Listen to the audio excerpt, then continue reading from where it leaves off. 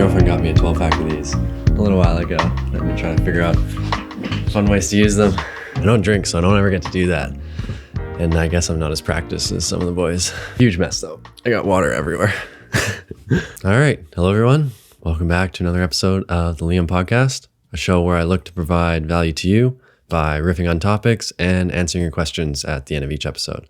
This week, I'd like to talk about board prep. Having a well-prepared board just makes snowboarding so much easier and gives you the opportunity to have fun without having your gear hold you back. You know, I don't necessarily like talking about gear all that much, but when I think back to my younger self living in Rossland, my dad really instilled in me the importance of taking care of your gear, but we just didn't have access to like super upper echelon snowboarders to know exactly what they were doing to their boards to make them faster and make them work better. Fortunately, over the years, being a part of Whistler Valley Snowboard Club and traveling to contests and meeting other boarders, I've learned some tips and tricks that they do to keep their boards running super fast and just making their day easier. And that just gives you the opportunity to have as much fun on your board as you can. And I mean, that's why we're there in the first place. And fortunately, it's pretty easy. There's only really 4 things that you got to remember. Now, this does involve taking your board to a shop. I'd always recommend supporting your local snowboard shop. But in this case, you're going to have to go a bit sacrilege and probably try and find a ski race shop. Traditionally, those are the only guys that have the equipment to do what you want to do. You might be lucky that your local snowboard shop has these tools, but if they don't, you might have to go elsewhere. Living in Whistler, I go to a shop called Profile. If you're in the Sea to Sky area, I'd recommend going there. Otherwise, ski race shop. Okay. So starting off with number 1, when I get a brand new board, I take the plastic off and I actually take it straight to Profile. And the reason I do this is because I want to get a structure put in that base. Now, a structure is kind of small grooves cut into the base. And the reason you want one of those put in is because as your board goes down the snow, it glides on a sort of thin film of water. And you want to have that water exit from underneath your base as fast as possible.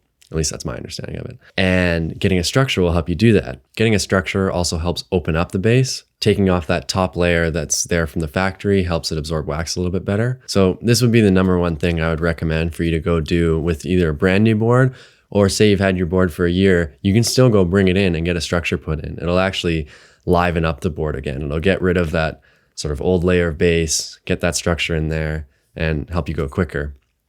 When you go up to the tech, and you want to ask for this structure, make sure you tell them what snow you plan to ride. If you're in Colorado, it's really cold. They'll put a very shallow structure in the base. This is because it's just so cold out there, you're not going to get much water. Versus if you're riding in, say, Mammoth or Whistler in the spring, there's going to be a lot of water in the snow because it's so warm, and they're going to put deeper grooves into your base. Another thing I would recommend, you mentioned that, you're a snowboarder, you do freestyle, you like to ride forwards, backwards. So I always say like a multi-directional structure, or just to let them know that you ride backwards and not to put some sort of like nose to tail ski race structure in. But I don't actually know if that makes a difference, but I always tell them. So to recap, let them know you want a structure and let them know what kind of snow you're going to ride it on. And you're also going to ask for a base edge bevel. So if you think about your board, it's traditionally flat. And what the base edge bevel does is it just kicks the edges down a certain degree, traditionally 2 degrees. That's what I ask for. Some boards come out of the factory like this. Burton boards have a 2-degree base edge bevel out of the factory. Not all boards have this, and sometimes out of the factory, it's a bit inconsistent. And when you get that structure put in, it's going to kind of take a bit of base down, so you want to get that base edge bevel done. Make sure you ask for a base edge bevel and not a side edge bevel. Those are 2 different things, and you won't get the outcome you want. The reason you want to do a base edge bevel is because instead of the old theory of sort of detuning your edges and rounding them off so you don't hook up on rails, the benefit of a base edge bevel is you still get those nice sharp edges, but it's at a 2-degree bevel. So when you're on the snow, you have a nice edge to edge feel, and you've got all that sharp edge there to hook in on icy takeoffs, all that jazz. But then when you're on the rail, your base is sliding on the rail and your edges are kicked up about 2 degrees. So you can still hook an edge, but it feels a lot better on the rails, and you pretty much have to be 2 degrees towards catching your edge before the edge is going to hook. And at that point, you've already made this mistake and you're going down anyway. So to recap once again, it's that structure and that base edge bevel. The next thing you want to do is you want to hydrate that base. Now you can ask the shop to do that, or if you want to save some money, you can do that yourself. If the shop has a hot box, that's really great. It's just this box that stays at a certain temperature and lets wax sink in for several hours. Not a lot of shops have these. So what I tend to do is I take the board back with me and I just wax it a couple times, usually 3 to 4. There's a bunch of different theories on what wax you should use. The theory I've been told is to use cold wax. It supposedly hardens the base. As you know, if you've ever stuck your thumb into cold wax, it's very hard versus a warmer wax is quite soft. What wax I used to use was Swix's CH line. Now they have their new line. It's called the PS line. And I would just use the cold temperature Swix PS. Be like a PS6 or a PS7, something like that. It's usually like a light blue color. When you're doing the multiple wax process, I usually wax it, wait about 20 to 30 minutes, scrape that wax off, wax it again, let it soak in for that 30 minutes, scrape it off.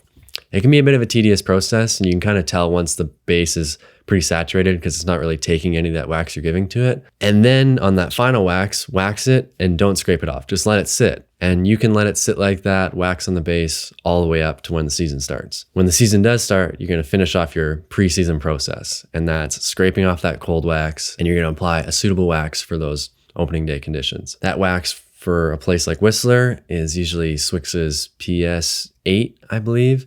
It's kind of a -4 to +4. Tends to be the conditions around here. And yeah, you're just going to wax that like you normally would.